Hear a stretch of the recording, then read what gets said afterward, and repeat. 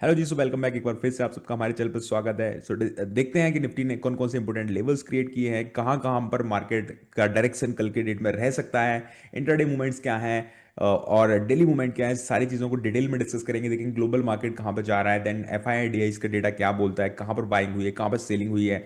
Economic calendar जो कि बहुत ही अहम दो इंपोर्टेंट इवेंट्स आने वाले हैं, उसकी वजह से मार्केट में क्या इंपैक्ट आ सकता है। बफेट इंडिकेटर कहाँ पर है, यूएस ट्रेजरी बॉन्ड कहाँ पर ट्रेड कर रहा है और इसका क्या इंपैक्ट होगा कल के मार्केट पर आने वाले वीक में। Everything will be discussed. उसके पहले अगर आपने अभी तक हमारे चैनल को सब्सक्राइब नहीं किया तो I would request you to please subscribe the channel, because आपको पता नहीं ये चैनल कब नेक्स्ट टाइम आपका जो हमारा थंबनेल है फ्लैश करेगा, उसके चक्कर में कहीं आप एक बहुत ही इंपॉर्टेंट चैनल को मिस ना कर दें। So thank you so much. I hope आपने चैनल को सब्सक्राइब कर लिया होगा। Without wasting any time, let's get started. So guys, सबसे पहले हम लोग यहाँ पर देखते हैं कि आज मार्केट कैसे मूव किया। जैसे कि हमने कल के वीडियो में बता दिया था आपको कि मार्केट का मोमेंटम साइडवेज टू नेगेटिव रहने की संभावना बहुत ज़्यादा है, क्योंकि एफआई का जो डेटा बोल रहा था वहाँ से बहुत हमको कल के दिन भी एक बड़ी नेगेटिविटी समझ में आ रही थी। जैसे कि हमने बोला था कि ये देखो चारों जगह पर कल भी बियरिश थे। 2 दिसंबर की बात करें, यहाँ पर कॉल साइड भी बियरिश थे, पुट साइड भी बियरिश थे, फ्यूचर्स में भी बियरिश थे और एफ कैश में भी बियरिश थे। और जो आज की गिरावट है उसमें भी कहीं ना कहीं बहुत बड़ा योगदान है, क्योंकि आज भी देखो कैश में -3200 रुपए की इन्होंने सेलिंग करी हुई है। So it was the major reason. हम टेक्निकल एस्पेक्ट को भी डिस्कस करेंगे। पहले मैं चाह रहा था कि आपको यहाँ पर रीजन बताएं कि मार्केट में क्यों इतना ज़्यादा हमको लगातार गिरावट देखने को मिल रही है और क्यों सपोर्ट नहीं मिल रहा है। उसका दूसरा रीज़न ये है कि जो मार्केट है एक्सपेक्ट कर रहा है दो बहुत बड़े इवेंट 5 दिसंबर को, यानी कि एक दो दिन बाद ही हमारे आरबीआई का इंटरेस्ट रेट डिसीजन है। And every one is hoping कि जो है शायद एक रेट कट देखने को मिलेगा, बिकॉज जो इन्फ्लेशन रेट है बहुत कम चला गया है, नेगेटिव में चला गया है। एंड जो यूएसए का फेड इंटरेस्ट डिसीजन है वो भी 11 तारीख को, मीन्स अगले 7-8 दिन बहुत इंपॉर्टेंट रहने वाले हैं। और इसीलिए मार्केट बहुत ज़्यादा मूवमेंट नहीं दिखा रहा है।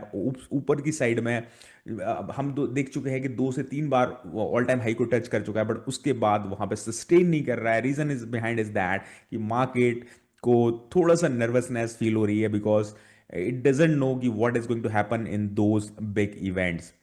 अगर मैं इंडिया की पर्टिकुलरली बात करूं तो इंडियन इवेंट्स, अगर इंडिया की बात करूं, जो इंडिया का जो है आरबीआई की इंटरेस्ट रेट डिसीजन 5 दिसंबर को जाने वाला है, तो मुझे लगता है एक रेट कट 25 पैसे का देखने को जरूर मिलेगा। और अगर कहीं 50 पैसे का देखने को मिल गया तो मार्केट के लिए वो एक फ्रेंजीनेस आ सकती है मार्केट में, कि वहां से हो सकता है हमको न्यू ऑल टाइम हाइस देखने को मिल जाए, क्योंकि मार्केट कहीं ना कहीं वो एक्सपेक्ट कर रहा है।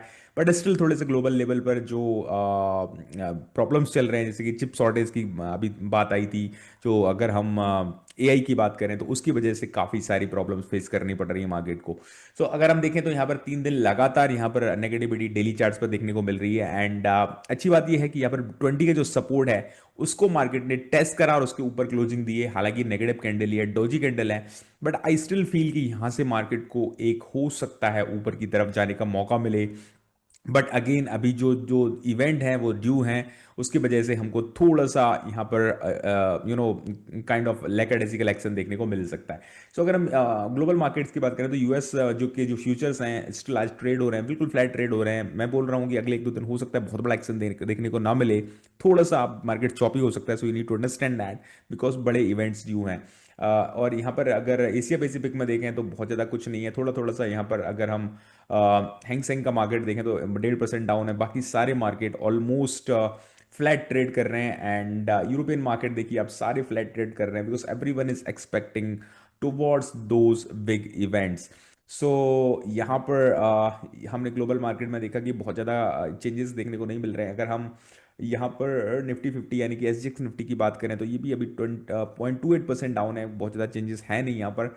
सो मार्केट फ्लैट ट्रेड ही कर रहा है currently. F I S position हमने देखी। और अब यहाँ पर एक इंपॉर्टेंट डेटा हम लोग डिस्कस करते हैं, दैट इज ओपन इंटरेस्ट में क्या क्या चेंजेस हुए हैं। सो गाइस यहाँ पर कुछ बड़ा ही इंटरेस्टिंग देखने को मिला है कि देखिए यहाँ पर जो आज की अगर हम बात करें तो देखिए कॉल साइज पर हर एक स्ट्राइक में कहीं ना कहीं पर ओ आईज ऐड हुई हैं। तो ये सिग्नल होता है कि मार्केट शायद अभी थोड़ा सा नर्वस है, आगे नहीं बढ़ना चाहता। और एक बड़ा ही सिग्नल होता है कि 26,000 पे भी ये ओपन इंटरेस्ट ऐड है, 2600 पे भी, 200 पे। मतलब ये किन्हीं बड़े प्लेयर्स ने चारों तरफ से सेलिंग कर दी है ऑप्शंस की। विच इज उसकी वजह से मुझे लग रहा है कि थोड़ा सा मार्केट ऊपर जाने में संघर्ष करता हुआ दिखाई पड़ रहा है। और 25,500 का जो लेवल है इस पर भी पुट्स ऐड हुए हैं, तो यहां तक सेफ मार रहा है। बट मुझे लगता है 25,500 और 26,000 के बीच में मार्केट एक्सपेक्ट कर रहा है इस महीने की एक्सपायरी, इस वीक की expiry. So this is what is on the open interest charts. So now Buffett indicator की बात करें तो ओवर वैल्यूड, अगर आप इन्वेस्टर हैं, लंबे समय के लिए इन्वेस्ट करते हैं, तो शायद आपको थोड़ा सा संभल करके इन्वेस्ट करना चाहिए।